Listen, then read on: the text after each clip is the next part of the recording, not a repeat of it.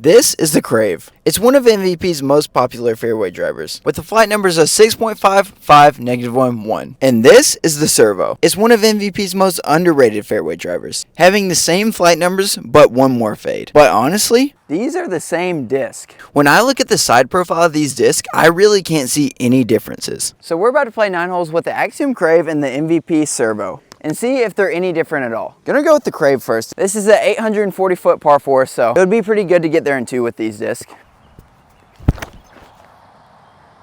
That did not flip very much at all. That's going in the woods. Slow down! Kick out. That definitely had the distance, but it is in the woods. This Servo should be a little bit more stable. Gonna try to swing it out a little wider. Whoa, that is not what I expected at all. So either that CRAVE is just really overstable for a CRAVE, or that Servo is just flippy. Even with this Servo, even with this Servo turning over and kind of burning, it still got up here, even with the 400-foot marker. So I can only imagine how far it would have went if it wouldn't have burned. We got about 440 in. We're gonna try to hyzer flip it right into the ground. Oh, stop it. I can't even blame that on the disc. That was just an awful shot. Oh my gosh. This stick is legendary. Perfection.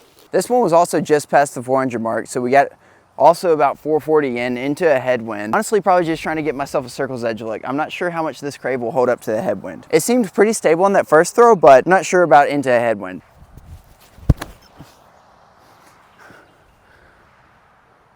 Well, that is actually pretty money. Got about 250 in with the Servo to try to get up and down for the par.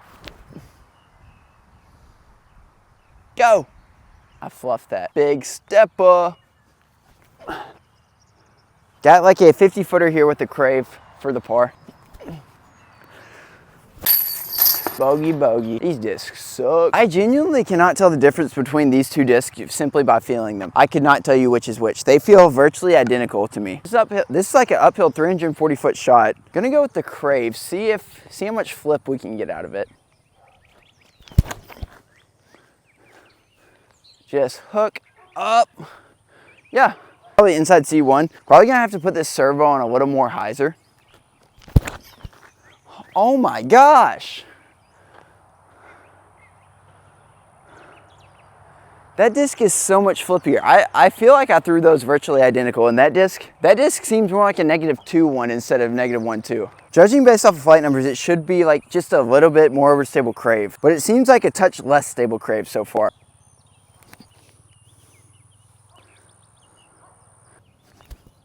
Go.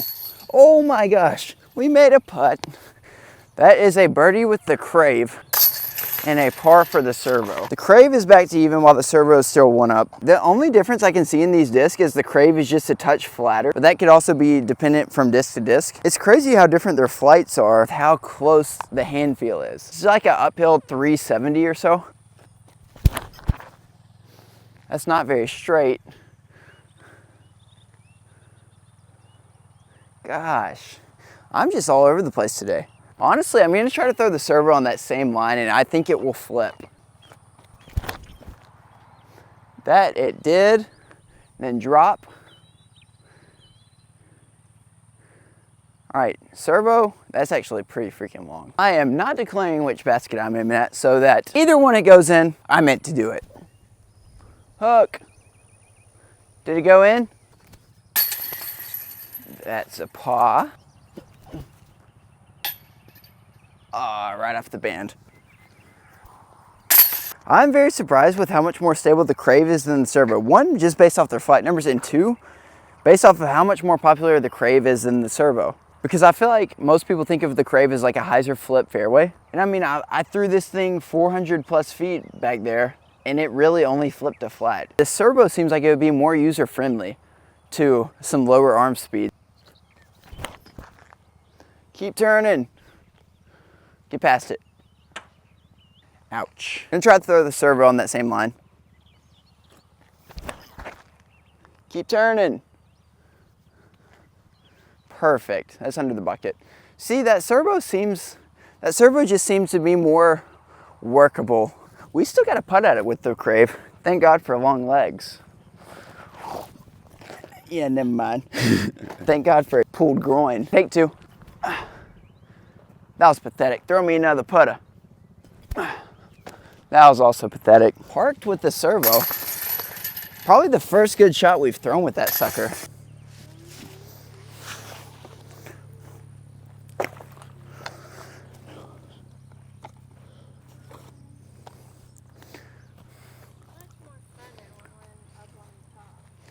Really? All right, I'm gonna go to the short basket here. We're all tied up now, sir. The servo, I guess you could also call it like a CRAVE SS. Now has the blocks both even.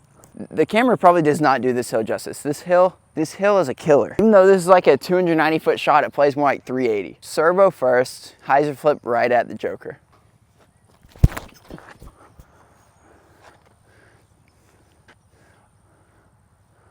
All right, now for the Crave. Put a little more on the Crave, come out. Don't hit that, get under, it hit that. Those are both like circle's edge putting up the hill. These are actually two really freaking good shots on this hole. This hit the tree and it's still like 20 feet. Bang, I fully expected that to come right back at me. Two, right in the heart. If I am breathing heavy, that's because we just climbed that monstrous hill. Now we're back here in the woods. This is actually gonna be our first forehand hole with these. See how these react on a forehand. I used to have a Proton Crave that I bagged. It was like the most buttery flip up forehand you've ever thrown. But then I lost it, so womp womp. But this is like 240 foot, little chip forehand. That looks money. Skip. That is like 20 feet. Probably gonna try to put this Crave on a little more ante. Skip.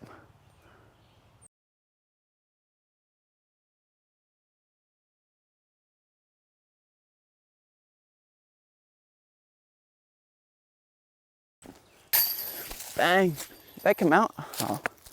I thought that bounced out. I'm quite impressed with both these discs. Even though the servo wasn't exactly what I expected it to be, I'm really liking it. This is like the ideal hole for a Crave. Just like a dead straight tunnel, maybe a little bit uphill, that you can just pop it on a little bit of hyzer and have it flip right to flat. Hit the servo first, just trying to make sure I give this the height. That's normally my miss on these holes.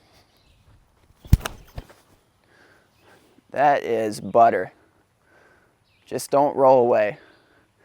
I had a feeling that was gonna happen. There's quite a bit of rocks up there. I genuinely couldn't have thrown that any better too. It almost hit the pole and then just, that thing could have rolled to Mexico for all I know. Guess we'll try to come in a little bit softer with the Crave. Oh, that's not, oh! That was a ½ centimeter from hitting like 3 trees. If that would have rolled too, I might have never played disc golf ever again. And then the Crave that had no business being a good shot is up here parked. And we have made it, hole 9, our last hole of the video. This hole is a 330 foot, pretty low ceiling tunnel shot. Crave has a 1-stroke lead over the servo. Honestly, my final thoughts on these, from these two that I have, which these are the exact same plastic, exact same feel, exact same weight. Servo seems like it would be more user-friendly. So if you throw harder, you throw in that 450 to 500 foot range. The Crave is probably gonna be more what you're looking for that hyzer flip to flat. And then the servo would be more that hyzer flip to turn or throw it flat and let it turn the whole way. But if you're throwing that more like 400 and below, servo would probably be what you are looking to get out of the Crave. That is just my 2 cents on it. But what do I know? We're gonna try to maybe flex this so it lands flat and doesn't skip down the hill.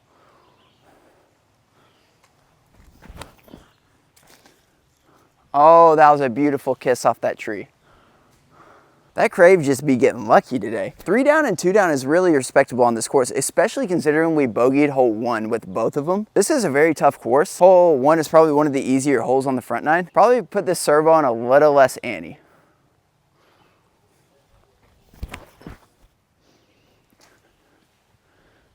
That was also very, very lucky. Absolutely babied this Crave. I really thought it would have been up here a little farther. Either ways, we got a big step up.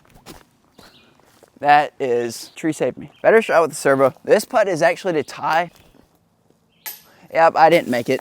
Crave won. That's gonna wrap up the video. Crave won. I would say definitely go try out a servo. I would say go try both these discs out. They're both very good discs. And if you do want to try one, go find one on empiredisc.shop. And if you like the video, make sure to like and subscribe. See you guys next time.